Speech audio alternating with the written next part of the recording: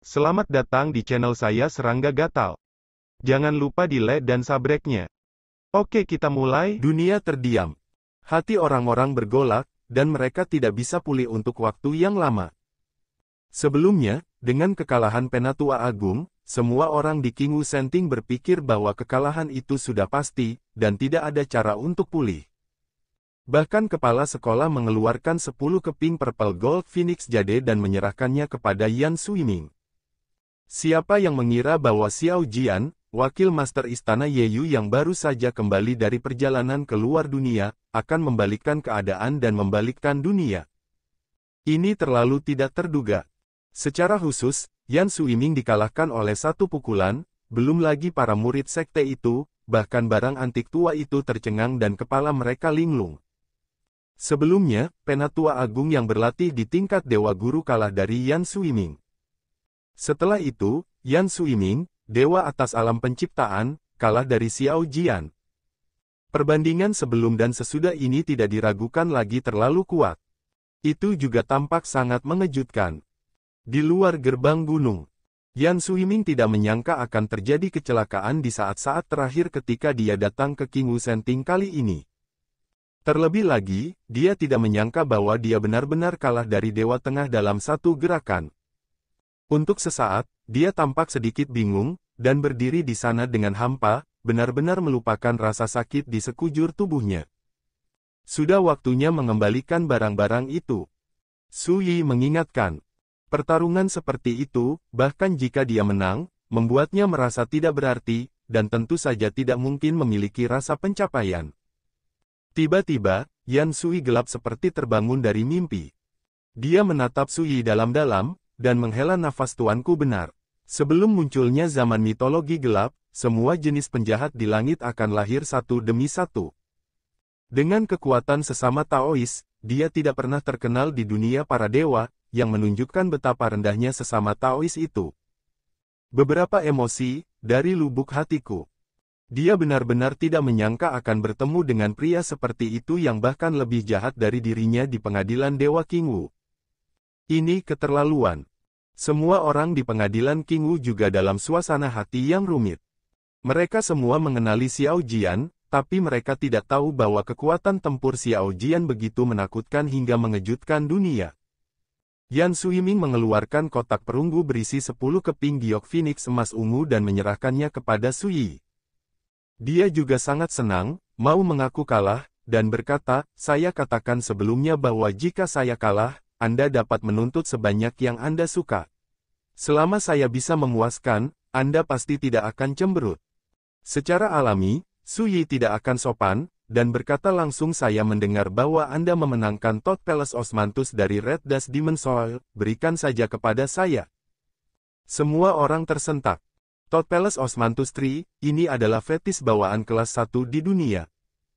Yan Suiming juga mengangkat kelopak matanya, dan kemudian tersenyum kecut lupakan saja, karena sesama Taois telah meminta barang ini dengan namanya, saya akan menyerahkannya. Saat dia berbicara, dia mengeluarkan keranjang bambu hijau yang hanya seukuran telapak tangan, dan melemparkannya ke udara Su Yi. Pohon Osmanthus istana katak ada di dalamnya.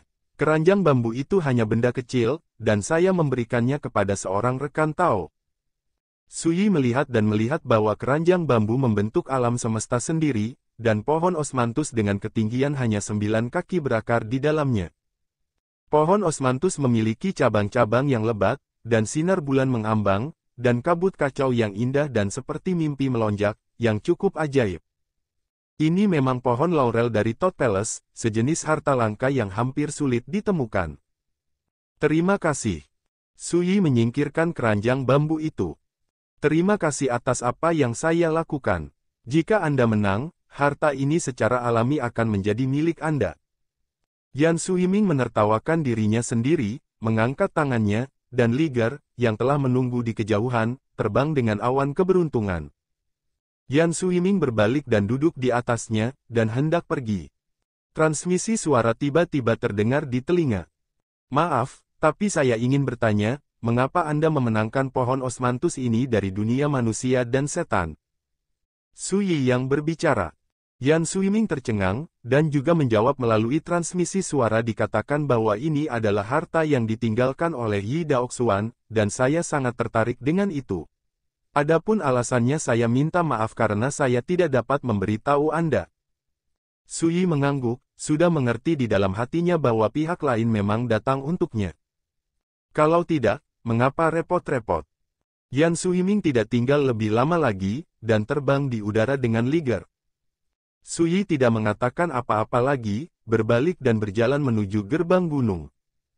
Ledakan. Pada saat ini, suasana hening yang asli pecah, dan sorakan bergema dari atas dan bawah pengadilan ilahi King Wu.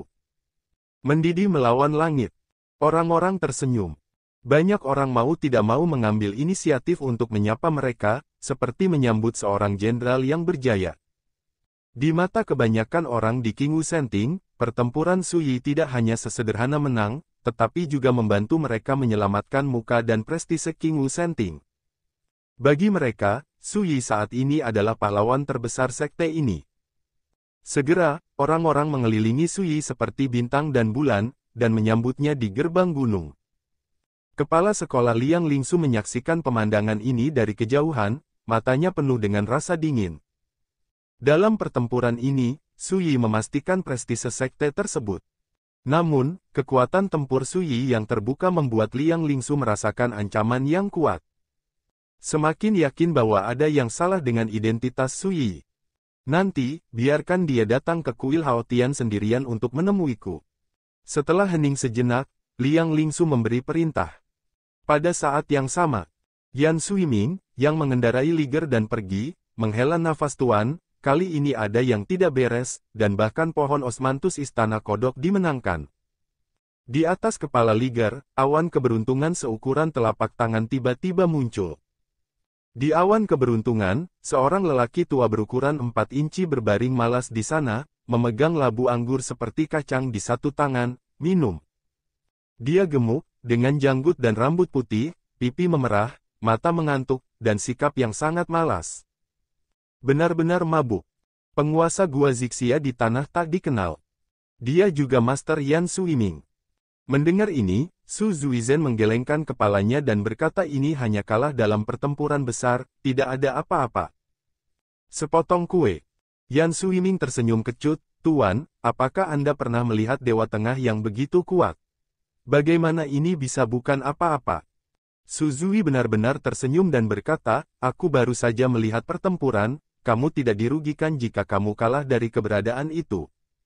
Mata Yan Suiming menyipit, Tuan, apakah ada masalah dengan identitas Xiao Jian?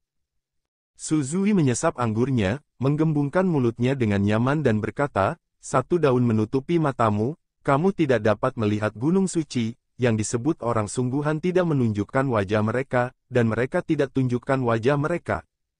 Yan Suiming menyela Tuan, ucapkan kata-kata manusia. Su Zui benar-benar menggaruk kepalanya, berkata sambil tersenyum kamu akan tahu nanti. Yan Suiming. Tetapi Su Zuizhen tidak lagi membicarakan masalah ini, dan mengubah topik pembicaraan, dengan mengatakan, pohon osmanthus istana kodok yang dimenangkan sungguh disayangkan, tetapi tidak ada yang perlu dibicarakan. Yan Suiming mengerutkan kening dan berkata Tuan, bukankah Anda mengatakan bahwa dengan harta ini, Anda dapat menemukan Su Yi itu? Anda masih ingin saya membunuh tanah setan debu merah dan menyinggung semua orang di tanah setan debu merah, tetapi Anda berkata itu tidak penting. Su Zui terbatuk karena malu, dan berkata bagaimanapun, apakah itu osmanthus di istana Tot, atau kekalahan dari pengadilan Dewa King Wu, perjalanan kita pasti bisa disebut lengkap dan sukses. Yan Suiming hampir tertawa dengan marah. Jika semuanya seperti ini, apakah masih bisa disebut kesempurnaan? Apakah bisa disebut sukses? Su Zuizhen bergumam, jangan percaya, kamu pasti akan menghargai semua yang aku biarkan kamu lakukan di masa depan. Yah, aku harus tidur, kamu bisa melakukannya sendiri. Bagaimanapun, sosoknya menghilang bersama dengan awan keberuntungan. Yan Suiming sangat marah hingga giginya gatal. Tuanku pandai dalam segala hal, tapi aku suka berpura-pura bingung dan terlalu banyak bermain trik. Namun, setelah kejadian ini, Yan Suiming sangat menyadari bahwa perubahan sikap guru kemungkinan besar terkait dengan Xiao Jian. Siapa pihak lain, dan mengapa sikap guru berubah? Yan Suiming tidak bisa mengetahuinya. Puncak Lingzhu. Ini adalah tempat tinggal yang diatur untuk Suyi. Suyi tidak menyukai kegembiraan itu, jadi ketika dia kembali ke puncak Lingzhu, dia hanya meninggalkan tetua pertama Wei Zong dan tetua ke-9 Tai Wenjing, dan yang lainnya ditolak dari puncak Lingzhu. Tidak ada yang merasa ada yang salah. Bahkan beberapa tokoh penting pergi dengan penuh minat. Mereka tahu bahwa setelah pertempuran ini, tidak ada lagi yang berani menganggap Xiao Jian sebagai wakil master istana Yeyu lagi. Xiao Jian, kali ini kamu membantu sekte memulihkan reputasinya, yang setara dengan memberikan kontribusi kelas 1.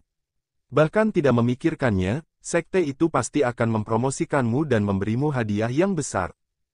Tai Wenjing tersenyum dari telinga ke telinga, senang untuk Suyi. Di seluruh sekte, dia adalah satu-satunya yang dengan tulus merawat Suyi. Ya, jika tidak ada hadiah, aku yang pertama menolak. Wei Zong berjanji sambil tersenyum, adapun 10 keping giok Phoenix emas ungu, kamu dapat menyimpannya, dan kamu tidak perlu mengembalikannya ke sekte. Lagi pula, kamulah yang memenangkan harta ini kembali. Biarkan saya melihat siapa yang berani mengatakan apapun. Suyi tidak bermaksud mengembalikannya sama sekali, tetapi hanya mengangguk ketika mendengar kata-kata itu, dan berkata, aku akan mendengarkan tetua agung. Ketiganya mengobrol sebentar, dan seseorang datang untuk mengantarkan surat, meminta Suyi pergi ke kuil Hao Tian. Tampaknya kepala sekolah ingin memberi penghargaan kepada Xiao Jian atas jasanya.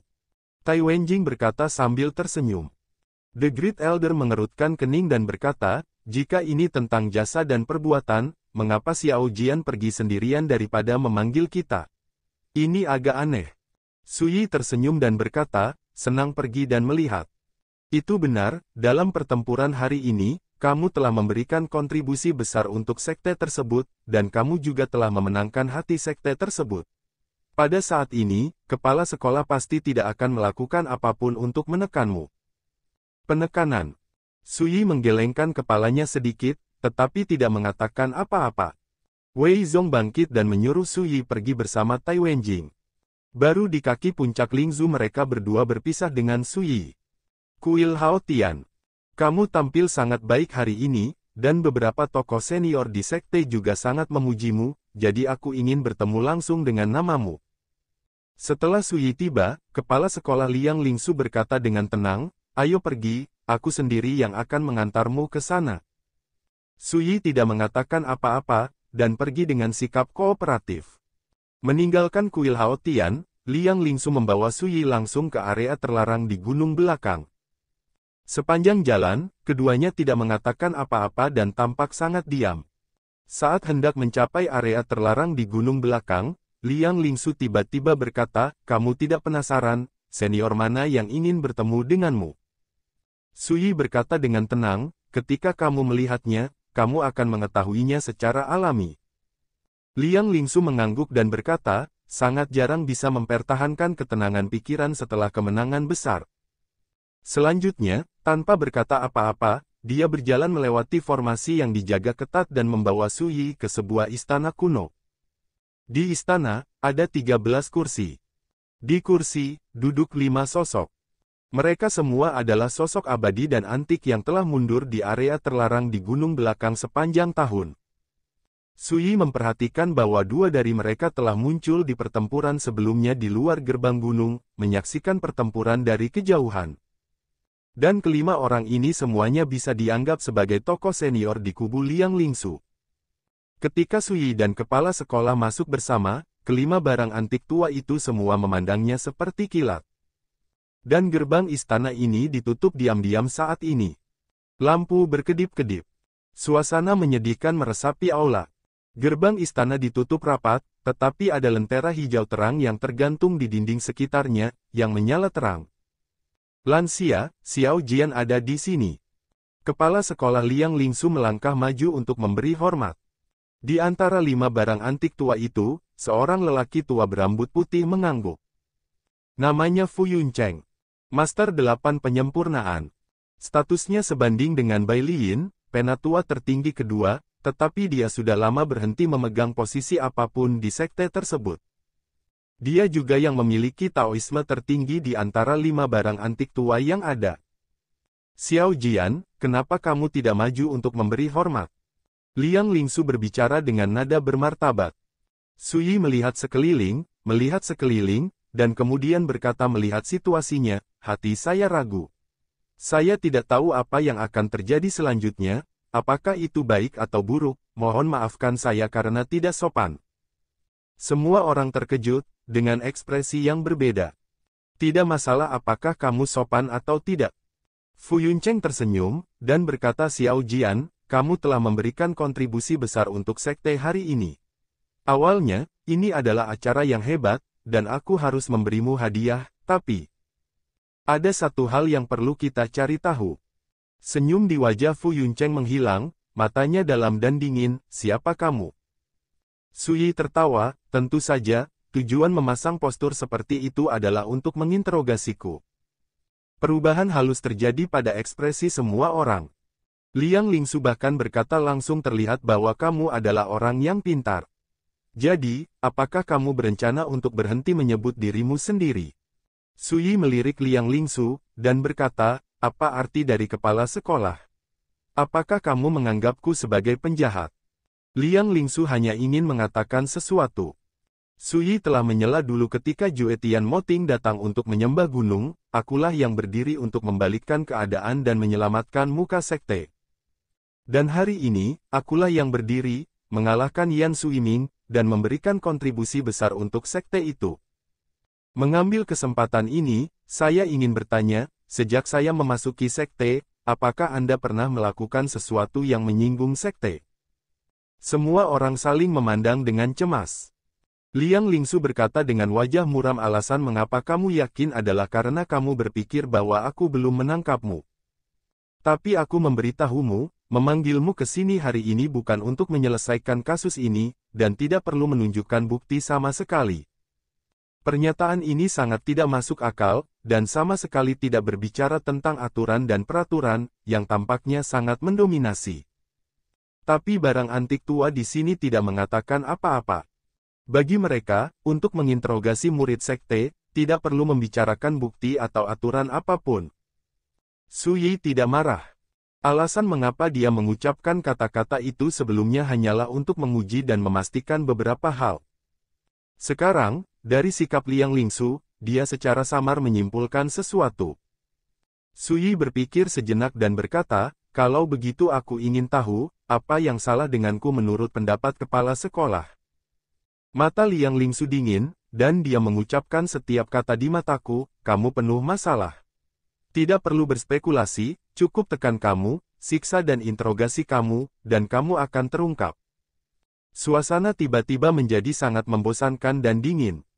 Sui tidak bisa menahan tawa, orang lain ingin memaksakan kejahatan, jadi tidak ada yang perlu dikhawatirkan, tetapi kamu beruntung, kamu bahkan tidak dituntut, dan kamu akan langsung menghukumku. Ironi di antara kata-kata itu tidak disembunyikan. Ekspresi cemberut muncul di alis Liang Lingsu, dan ketika dia hendak mengatakan sesuatu, Fu Yuncheng mengangkat tangannya untuk menghentikannya. Berdebat tidak ada gunanya. Fu Yuncheng berkata, di aula ini, tidak perlu peduli dengan ironi dan sarkasme seperti itu. Saat dia mengatakan itu, dia menatap Sui, kamu tidak bisa keluar hari ini, dan tetua agung tidak bisa membantumu. Tapi dengan kami para orang tua di sekitar, tidak peduli seberapa kuatnya kamu akan hancur. Untuk berdiri di jalan. Nadanya acuh tak acuh dan tenang, sekarang, saya akan memberi Anda kesempatan untuk menebus diri Anda, beritahu kami siapa Anda, dan kemudian kami akan menangani Anda sesuai dengan kinerja Anda. Dia mengangkat satu jari, sudah waktunya untuk minum teh, setelah waktunya habis, kamu tidak akan memiliki kesempatan untuk menebus dosa-dosamu. Kata-kata itu bergema di aula seperti angin dingin yang menggigit. Semua mata tertuju pada Sui, mata mereka dingin, seperti melihat seekor domba yang menunggu untuk disembelih. Jika itu orang lain, dia akan ketakutan. Sayang sekali ancaman kecil ini tidak dapat membantu Sui sama sekali. Dia menggosok alisnya dan menghela nafas. Aku benar-benar tidak mengerti mengapa. Kamu ingin memaksaku. Musuhnya tidak pernah menjadi King Wu Senting. Itu adalah Hua Hongzhen. Di antara orang-orang kuat yang melakukan penyergapan di pengadilan ilahi King Wu dan mengepung dan membunuh Yi Daoxuan, hanya Hua Hongzhen yang berasal dari pengadilan ilahi King Wu. Sejak awal, tujuan Su Yi datang ke King Wu Divine Court sangat jelas. Salah satunya adalah dormansi. Yang kedua adalah membalaskan dendam Yu Xinyao dan membunuh Hua Hongzhen. Adapun orang lain di King Wu Senting, dia tidak peduli sama sekali. Lagi pula, pendamping Tao Yi Daoxuan, Yu Xinyao, juga datang dari King Wu Divine Court. Saat itu, Yu Xinyao tewas dalam pertempuran di luar pengadilan ilahi King Wu, menyelamatkan nyawa Yi Daoxuan. Dan dalam pertempuran itu, selain Hua Hongzhen, tidak ada seorang pun dari King Wu Senting yang terlibat. Alasannya sederhana. Untuk mengatur situasi pembunuhan ini dan menghindari terdeteksi oleh Yu Xinyao sebelumnya, Hua Hongzhen menipu semua orang di King Wu Senting. Dengan cara ini, Yi Daoxuan dan istrinya ditipu kembali ke King Wu Senting. Pada saat itu adalah musuh tangguh Yi Daoxuan, seperti Gu Huaxian, Tuo Zitua, dan sebagainya. Karena itu, di hati Su Yi, King Wu Senting tidak pernah dianggap sebagai musuh yang nyata. Tapi sekarang, Su Yi menyadari bahwa dia tidak punya pilihan selain menjadi musuh King Wu Senting. Memaksamu. Fu Yuncheng berkata tanpa ekspresi, jika aku tidak memaksamu, bagaimana aku bisa membiarkanmu mengungkapkan warna aslimu? Su Yi berhenti berbicara omong kosong, dan berkata, kalau begitu lakukanlah secara langsung. Singkatnya, semua orang terkejut. Tidak ada yang mengira bahkan dalam situasi putus asa seperti itu, Dewa Tengah seperti Su Yi akan sangat tangguh. Roti panggang, jangan makan, makan anggur enak. Seorang pria berjanggut bertulang tebal berdiri, mengunci Su Yi dengan kuat dengan niat membunuh. Lari macan tutul. Penguasa 4 alkemis, salah satu tetua tertinggi King Wu Senting. Saat dia berdiri, dia maju selangkah dan meraih Su Yi dengan lambaian telapak tangannya, berlututlah padaku. Dengan satu genggaman, hukum keabadian terjalin, gemilang dan bercahaya, dengan kekuatan yang menakutkan. Lakukan saja. Yang lain menyaksikan dengan mata dingin. Sebelumnya, Su Yi mengalahkan Yan Suiming dengan satu gerakan di luar gerbang gunung, dan biarkan barang antik tua di sini tahu betapa menantang pemuda ini. Bahkan jika Ran Bao bergerak pada saat ini, dia tidak sembarangan, dan langsung menggunakan seluruh kekuatannya untuk menjatuhkan Su Yi sepenuhnya dalam sekali jalan. Selain itu, pukulan ini juga memiliki arti pencobaan. Dalam pandangan mereka, pemuda ini bersembunyi terlalu dalam, dan bahkan jika dia tidak menggunakan kemampuannya yang sebenarnya, dia mungkin tidak dapat memaksanya untuk mengungkapkan kebulatannya. Dan sekarang, mereka yakin, kebenaran akan segera terungkap. Ledakan. Terjadi benturan yang memekakkan telinga. Segera setelah itu, sosok jangkung Ran Bao meledak seperti panah tajam yang ditembakkan ke belakang, dan menabrak dinding aula, mengguncang kekuatan formasi terlarang yang menutupi aula untuk muncul. Engah. Ran Bao batuk darah dan duduk di sana lumpuh, mengerang kesakitan. Semua orang ketakutan dan hampir kehilangan akal. Mereka dengan jelas melihat bahwa Su Yi berdiri diam, dan hanya dengan mengibaskan lengan bajunya, dia menerbangkan Ran Bao. Pukul keras. Kekuatan tempur yang mengerikan ini benar-benar melebihi harapan semua orang yang hadir, semuanya secara naluriah bangkit dari tempat duduk mereka, dan ekspresi mereka berubah. Terutama kepala sekolah Liang Lingsu, tulang punggungnya menggigil. Dia ingat bahwa ada waktu sebelumnya ketika dia meninggalkan Xiao Jian sendirian di kuil Haotian, dan dia hampir tidak bisa menahan keinginan untuk membunuhnya. Memikirkannya sekarang, jika dia melakukan sesuatu pada saat itu, dia pasti yang mati. Nizan, memang ada masalah dengan identitasmu. Fu Yuncheng sangat marah, matanya menakutkan, dan Taoisme tingkat 8 penyempurnaannya meraung. Dewa-dewa lain juga pembunuh. Bagaimana mungkin dewa tingkat menengah dengan mudah mengalahkan Master Dewa 4 penyempurnaan dengan lambaian lengan bajunya? Tidak perlu memikirkannya sama sekali, seperti yang dispekulasikan oleh kepala sekolah sebelumnya, ada yang salah dengan Xiao Jian. Sui berkata dengan acuh tak acuh, itu hanya salahmu karena terlalu banyak menipu orang. Aku akan menangkapnya. Seorang pria parubaya kurus hendak bergerak, tetapi dihentikan oleh Fu Yuncheng. Biarkan aku yang melakukannya. Fu Yuncheng berkata dengan suara yang dalam. Seorang master Dewa 4 penyempurnaan dengan mudah dikalahkan, yang cukup untuk membuktikan betapa berbahayanya, Xiao Jian, di depannya.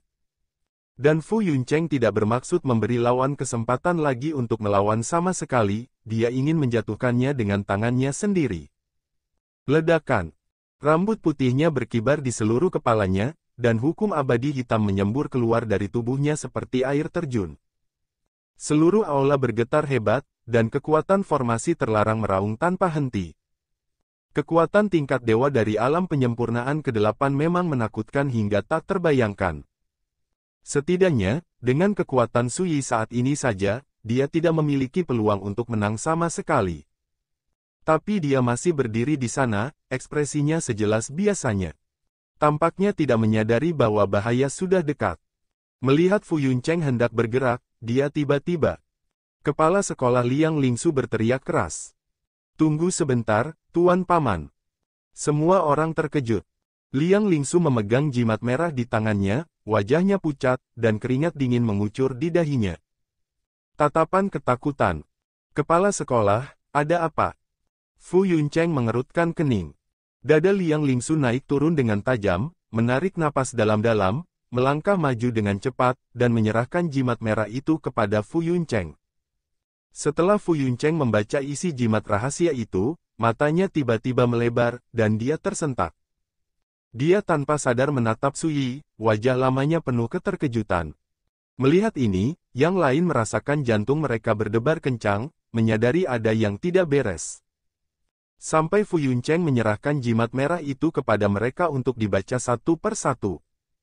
Orang-orang tua ini juga terpana, ekspresi mereka tidak bisa menyembunyikan kengerian mereka, seolah-olah mereka disambar petir. Hanya Ran Bao, yang duduk lumpuh di depan tembok, tidak tahu mengapa, dan mendesak apa yang terjadi, kenapa kamu tidak melakukannya? Pasti ada yang salah dengan pria itu. Tapi tidak ada yang menjawab. Pada saat ini, apakah itu Liang Lingsu, Fu Yuncheng atau yang lainnya, mereka semua tampak berantakan.